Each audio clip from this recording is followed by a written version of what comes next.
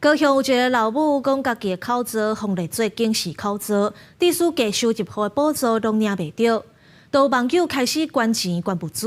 落尾煞发现，这个老母利用别人的爱心，甲捐的物件摕去卖。另外，过年期间有诈骗集团传来信息，加要送红包，骗民众点入去偷摕民众的资料甲口罩。伫LINE看到红包唔通先欢喜，爱说伊可能是诈骗。春节期间，LINE 出现真侪件红包诈骗的消息，骗网友点入去看。要求使用者邀请多位好友或群组一起来领取这个红包，才能完成领取。此连结并非LINE官方网站的活动资讯。利用假红包骗人个人资料，警方提醒民众看到类似的消息，千万唔通点入去看，慢慢分享，以免防骗。过年期间，除了红包诈骗，高雄阁出现乱用爱心的争议。一个姓杨的女子伫面册社团讲，家己的小户互人提报警示户，致使假收这补助无法度入去，引起网友的同情，拢捐物资也是金钱。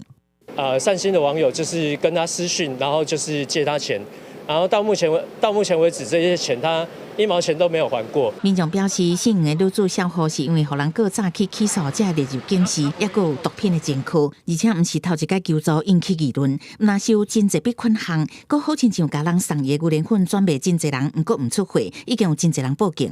汇还给他之后，他本来是跟我说最晚后天会寄出，然后后天到了之后就说小孩生病，就问他你到底有没有寄，他就说他很忙没有寄，然后没办法退款。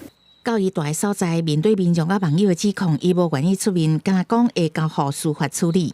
现在交给司法处理就好了。农历年前，因为他的账户被冻结而生活困难，那所以我们社工就提供急难救助，还有提供物资来给予协助。民众呼吁社会局介入，确保囡仔安全。社会局表示会持续追踪个案，关心家庭的状况。